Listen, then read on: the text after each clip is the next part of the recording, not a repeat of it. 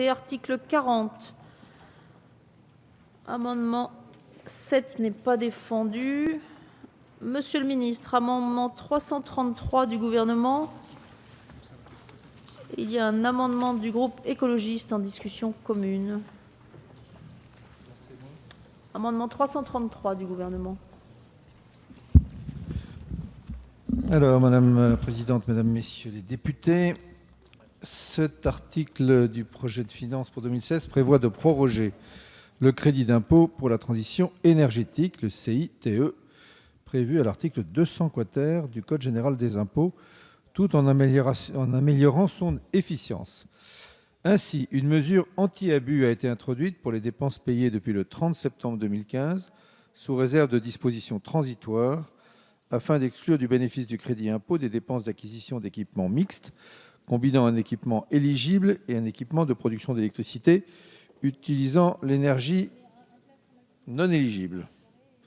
Cela étant, il ressort des amendements présentés sur cet article que la représentation nationale souhaite maintenir ce type d'équipement dans le dispositif tout en lui appliquant un plafond de dépenses spécifique afin d'éviter les abus déjà constatés. Je comprends qu'il s'agit de l'énergie radiative du soleil.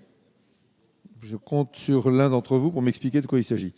La rédaction des amendements, ou l'une, la rédaction de ces amendements déposés ne permet pas de leur donner une suite favorable. Le présent amendement propose donc de maintenir l'éligibilité au crédit d'impôt de l'équipement de chauffage ou de production d'eau chaude sanitaire utilisant l'énergie solaire thermique composant cet équipement mixte, tout en limitant les abus liés à leur commercialisation.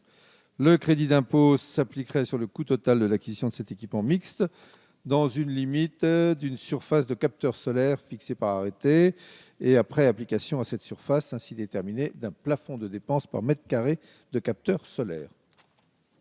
Merci, monsieur le ministre. Madame Sass, votre amendement 110 qui est en discussion commune, vous avez la parole. Oui, si j'ai bien compris l'amendement du gouvernement, c'est un amendement qui va exactement dans le même sens. L'alinéa 16 de l'article 40 exclut les solutions solaires hybrides en bloc du bénéfice du CITE. Par cet amendement, nous souhaitons que les installations bénéficient du CITE pour la part production de chaleur solaire qui serait déterminée par décret. Cet amendement avait déjà été examiné en première lecture et le gouvernement s'était dit ouvert à cette possibilité. De nouvelles technologies émergent dans le domaine des énergies renouvelables. Il en est ainsi de cette solution qui combine solaire thermique pour la production d'eau chaude et solaire photovoltaïque pour la production d'électricité. C'est une synergie intelligente et pourtant, tel qu'il était rédigé jusqu'à cet amendement, le projet de loi de finances supprimait le bénéfice du CITE pour cette technologie hybride. Nous proposons de rétablir le bénéfice du CITE pour la part thermique de ces installations qui participent à la transition énergétique. Mais je crois comprendre que l'amendement du gouvernement va exactement dans le même sens. Madame la rapporteure, sur ces deux amendements, s'il vous plaît. Alors, effectivement, le texte du gouvernement proposait quand même d'introduire des dispositifs anti-abus lorsqu'on a des dispositifs mixtes, c'est-à-dire un éligible au CITE et pas l'autre. Là-dessus, vous proposez un assouplissement avec une règle imaginative. Oui, il vaut mieux. Non, elle est très bien définie, mais elle est imaginative, puisque effectivement, on peut mettre un équipement mixte, c'est-à-dire un qui est éligible au CITE et pas l'autre, à condition que le montant de dépenses par mètre carré soit plafonné et qu'il y ait une limitation de la surface des capteurs solaires. Donc voilà, c'est une règle imaginative pour laquelle je donne un avis favorable. Attendez, madame la rapporteure, il y a deux amendements, donc favorables au 333 défavorables, et défavorables les deux au 110. autres, du coup, sont satisfaits. Satisfaits quand même. Donc, il y a un avis favorable sur le 333 et défavorable sur le 110. Madame la rapporteure, c'est ça ?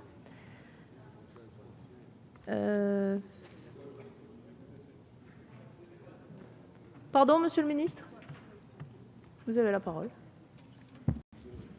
Sans aucune prétention, évidemment, j'ai le sentiment que l'amendement du gouvernement va exactement dans le même sens que celui de Madame Sass, peut-être avec une certitude technique plus élaborée. Et donc, si Madame Sass souhaitait, au profit de cet amendement, retirer le sien, ce serait bien. Monsieur le ministre, madame la députée, vous avez la parole. Merci le gouvernement pour les positions qu'il a prises et le fait qu'il ait entendu effectivement notre appel sur ce sujet. Je vais retirer mon amendement au profit de celui du gouvernement. Merci Madame la députée. Je mets donc aux voix l'amendement 333 du gouvernement. Avis favorable de la rapporteure qui est pour, qui est contre. Il est adopté. Le 61 n'est pas défendu, le 55 non plus, 57. Je mets aux voix l'article 40 qui est pour l'article, contre. Il est Il y a le adopté. 205, Madame la Présidente. Il y en a un qui... J'ai été au trop vite, milieu. pardon.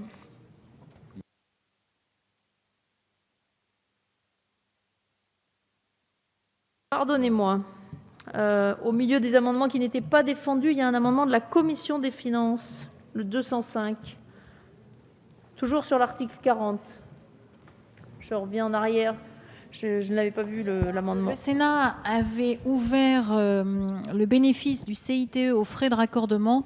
Nous proposons d'en revenir à la disposition adoptée en première lecture à l'Assemblée. Donc, proposition de suppression. Je vais donc mettre aux voix cet amendement 205 de la commission. Avis favorable du gouvernement qui est pour, qui est contre. Il est adopté. Et donc je mets aux voix l'article 40 ainsi amendé qui est pour, contre. Il est adopté.